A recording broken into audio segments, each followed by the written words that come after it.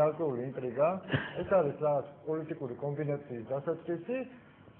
ვინც არის დღეს ხელისუფლებაში, ფაქტია, რომ მათი რეანიმირება, მათი პოზიტიურად წარმოდგენა უკვე არის შეუძლებელი და დღეს არის ხდება, რომ ამ ადამიანისგან, რომელიც აბსოლუტურ გაუგებრობაშია მოხვედრილი ყველა დამეთანხმება, კი ცდილობს რომ რეფიანათი ლაპარაკოს, მაგრამ ეს გაუგებრობაა და ამას ვერავინ ვერ გაიქცევა, მისგან პოლიტიკური ფიგურის პოზიტიურად აღქმადი საზოგადოებაში პოლიტიკური ფიგურის შექმნის. ეხლა ბევრს ნახავს ის როგორ ჩავა გოლში, როგორ მოინახულებს ვიღაცას უკვე ნახო,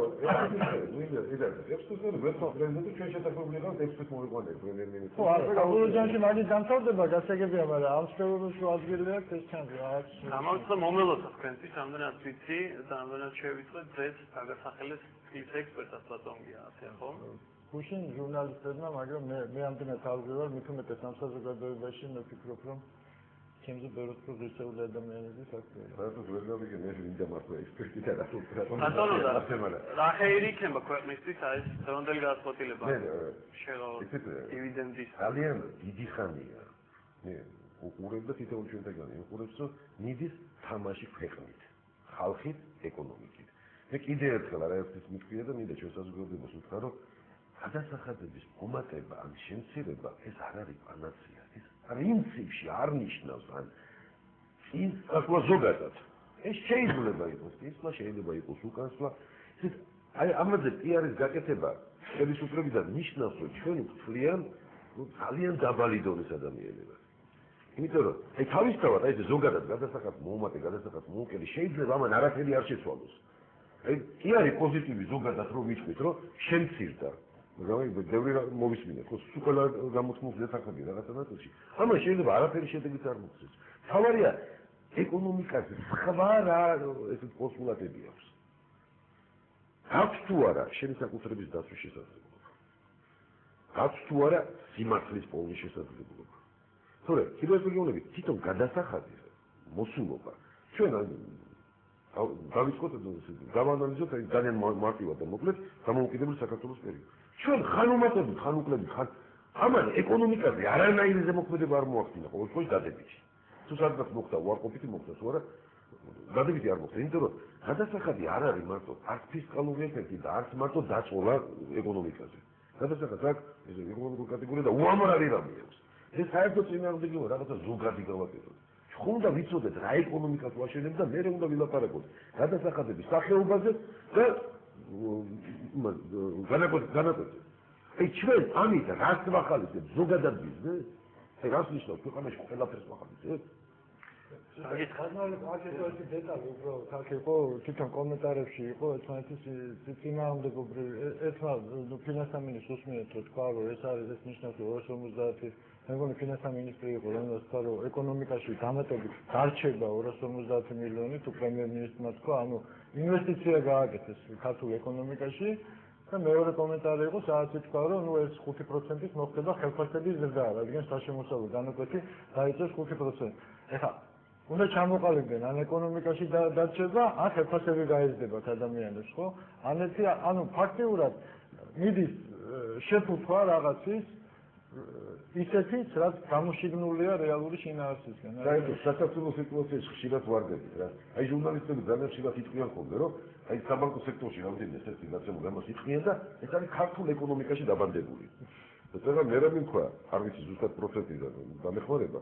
რამდენია სამომხმარებლო კრედიტი მათ შორის სხვა ყველა დავანებოთ რომელიც გაიცა აი ვესტელის ფირმის ტელევიზორის შესაძლებლად ვინ დავაფინანსებს ქართული ეკონომიკა ვესტელი თუ პანასონიკს თუ ყიდულობ პანასონიკს აფინანსებს საშუალო ზონდარ ესე იგი გელვადიანი კრედიტები ძირითადად სამ სექტორში იყო თავმოყრილი ეს იყო ესე იგი ვაჭრობა მშენებლობა და მრეწველობა და ვაჭრობაში იყო გაცილებით მეტი, ვიდრე მშენებლობაში და მრეწველობაში ერთად არის. ანუ ეს ვაჭრობა ჩათვალეთ ეს არის იმპორტი. ანუ ბანკებმა პრაქტიკულად თან უნდა დავასრულოთ ჩვენი გაცემა და კიდევ ერთხელ შევაჯამოთ. კიდევ ერთხელ ყველა ერთად რომ შევაჯამოთ შეიძლება ვიღაცამ სულ ახლა გადმოხტო და მას აინტერესებს დაზაფრულ ადამიანს რომელიც ის სახლში და არის ახლა დოლარი იყიდოს, ევრო იყიდოს, მონღოლურ ფულს რა ქვია დამოვიწყოს, პულღრიკი იყიდოს თუ რა ქნას. მით უფრო რომ ზამთარი ახლოვდება და ჩვენი ხარჯები გაიზრდება თითოეული ოჯახის გაზის გადასახადი მოდის ხოლმე ზორბა ზამთრის თვეებში.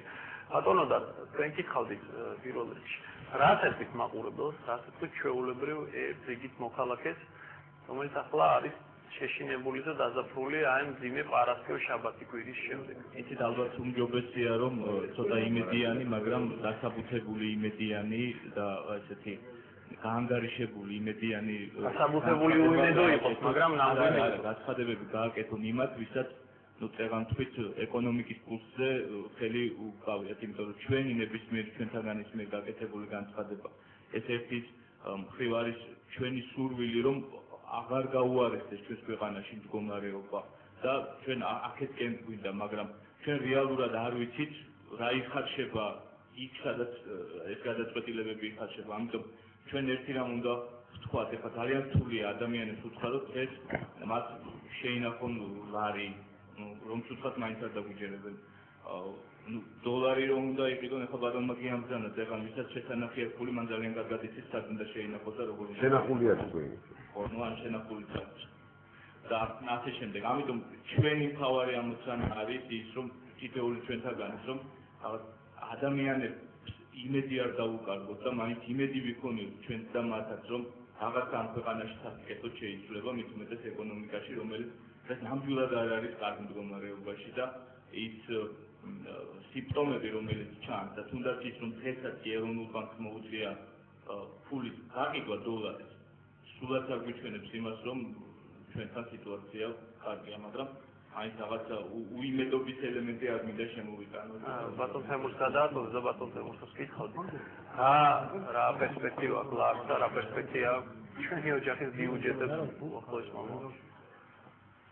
მე აბსოლუტურად მინდა გავიზიარო ბატონ ნოდარის დამოკიდებულება, მე არ ხედავ ჩვენში და თუნდაც ჩვენ ორგანიზაციაში, რომელიც ძირითადად ანალიტიკური საქმიანობით არის, მათ შორის ამ მიმართულებით დაკავებული, რომ რაღაც პროგნოზები გავაკეთოთ. პირიქით, ჩემი სურვილია და ალბათ ყველა ჩვენთაგანი სურვილია, რომ სახელმწიფოში დამთავრდეს გამოწვევებზე რეაგირება, დაიწყოს რაღაც ახალი პოლიტიკის რეალიზება, ახალი სტაბილური პოლიტიკის, ეკონომიკური უსაფრთხოების ფაქტორების ადეკვატური გათვალისწინება.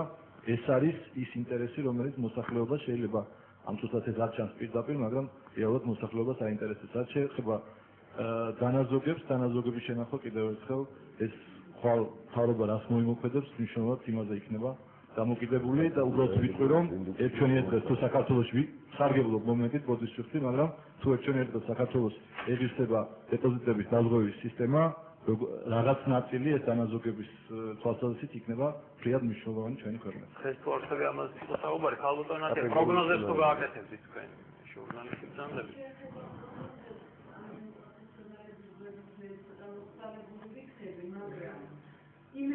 მიკროფონი. იმედი მაქვს, რომ ჩვენ წარსულიდან გვახსოვს ფიზიკოსი გახდა ფინანსთა მინისტრი და მე გახდა პრემიერ-მინისტრი და აინშტაინი? არა.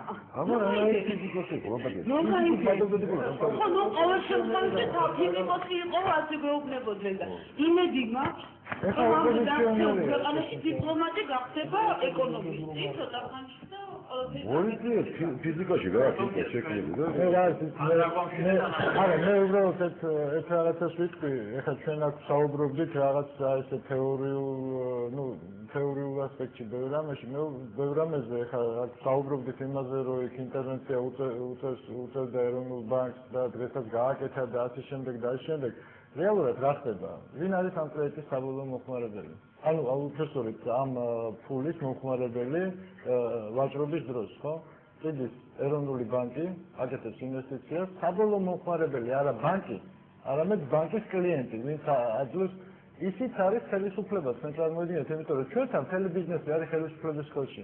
ანუ ეს ფული ერთი ჯიბიდან ტრიალებს მეორე ჯიბეში, თუ უნდა აწევენ, თუ უნდა დაწევენ, რაც უნდა იმას იზამენ. როცა უნდათ მაშინ გააკეთებენ, როცა დაჭირდებათ. ესე იქნება, როცა დაჭირდებათ ფული, როგორც მოხმარების თვალსაზრისით, ანუ ბიზნეს აქტივობის თვალსაზრისით, ასევე ბიუჯეტი არის ერთ ხელში. აი ეს არის ჩვენი ქვეყნის ყველაზე დიდი პრობლემა და ეს ტრიალებს ეს ყველაფერი. ჩვენ ყველა ვართ თამაშგარე და შეგვიძლია მხოლოდ თეორიულად ვისაუბროთ. ბატონო ნიკო, თქვენ რა არა მხოლოდ ფაქტიურად შეგვიძლია ვისაუბროთ ამ შემთხვევაში გია გავაგრძელებსავით აზრს. ოღონდ მცირედ გარდაგეთანხმები, ბანკის კლიენტებს შორის ხელისუფლებას ყავს კონკურენტები. ეს კონკურენტებია გიგანტი ორგანიზაციები, თელასი,